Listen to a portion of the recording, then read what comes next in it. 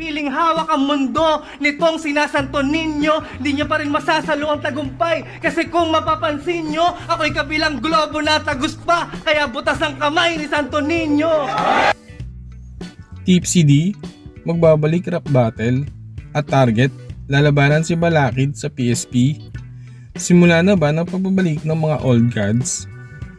Yan ang ating pag-uusapan dito sa Rap Battle at Basketball PH.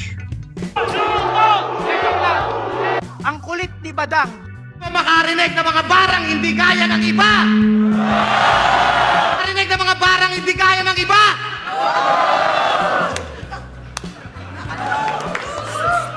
Gago, hindi ako nag-joke. Ginaya lang kita. Naging hurado nga si Target sa nakarang event ng PSP.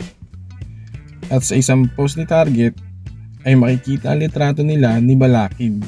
At may caption na, Target at Balakid, antayin nyo maging versus. Nag-post rin si Mr. Bibus na may laban nga si Target sa Subic Bay Gym. Mukhang kabang-abang ang pagbabalik ng isa sa mga unang lumaban sa rap battle dito sa Pilipinas. Ang kulit ni Badang.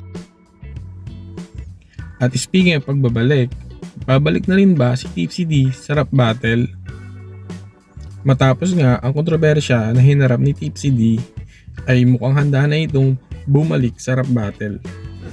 Malaking TF. Gago! Kwento mo sa Tagcor at PNP. Kung talagang malaki yan, eh bakit kailangan pang umiligal ng mga bobong tulad ni Tipsy D? Taas kamay, energy ball! Sa isang post nga ni Lipcram, ay sinabi nito na magbabaout na siya sa Matira Mayaman tournament ng PSP at papalitan nga ito ni Tipsy D. Totoo kaya ito o isa na naman pang hype ni Lipcram? Atin yan aabangan. Kayo mga paps, sa tingin nyo, sino ang gusto nyo nang bumalik sa pagrarap battle? Atin yan pag-usapan.